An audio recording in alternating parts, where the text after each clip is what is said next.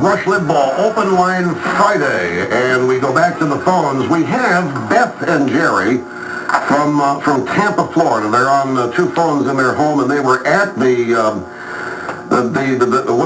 Kathy Castor town hall meeting last night, where the SEIU people showed up, and there was a lot of thuggery going on. Welcome to the program. What can you tell us? Well, I guess I'll start first because I'm the chatty one. All right. They already had the room half filled with Obama supporters, union organizers, whatever they were, when they opened the doors to let us in. We managed to get to the front where now there were 1,000 of you, right? Right. And they put the SEIU thugs into a side door. They got them in there in advance under handicapped or some sort. Maybe that in the back door. Back door. Okay. Back door.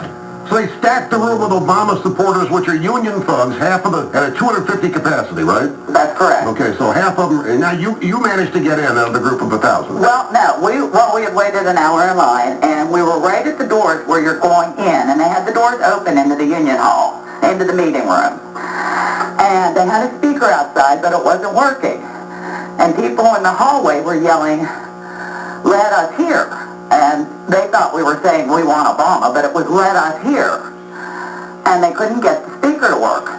So we're all standing there. Well, people outside were going, open meeting, take it outside, so everybody could hear because there were so many people there.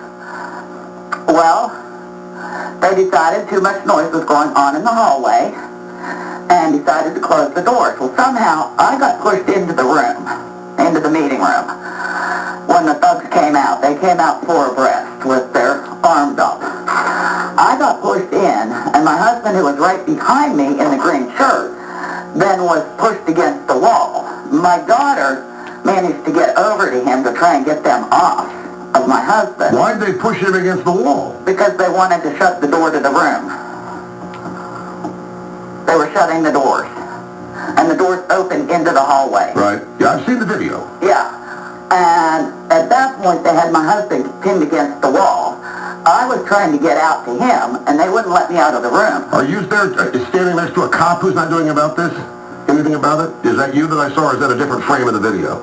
There was no cop there at all. Yeah, there was. There was a cop inside the room who was not. There was a woman begging this cop to get out there and stop something going on outside the room, and the cop just shrugged his shoulders. Oh, that was inside. Oh, yeah, inside? I don't remember. I don't know that I've seen that video. I know I was begging people to let me out, and they told me I couldn't go out through that door. I could only go out through the back door. That was inside the meeting hall.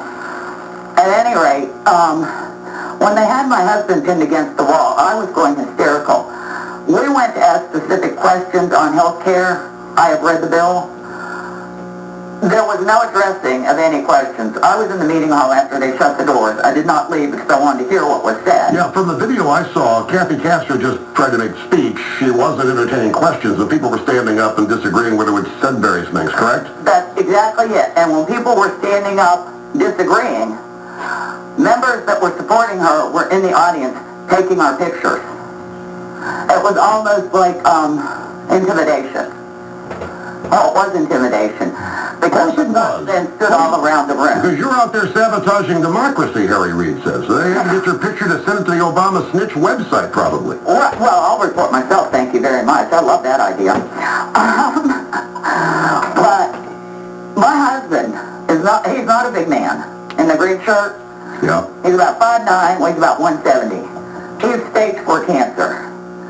He has a severed rotator cuff, a cord in his chest, and an ileostomy. When they shoved him against the wall, I was telling them this, let me out, let go of him, you're hurting him. He's sick. They kept right on doing it and wouldn't let me out and wouldn't let him go.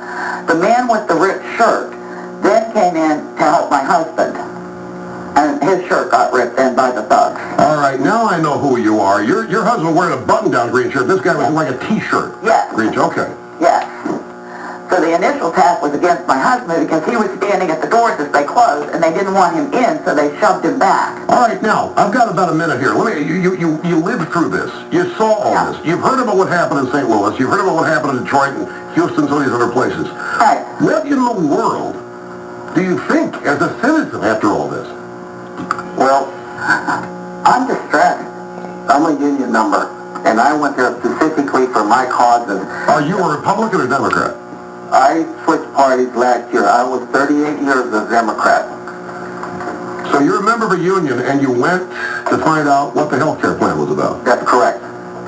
I know what the health care plan is about. You went to find out if your congresswoman knew what it was about? That's correct. I had a tablet of the talking points that I wanted to talk about. Okay, so final question. Did what happened to you and your husband intimidate you? Are you going to shut up and slink back into the background now? Oh, we're angrier than ever.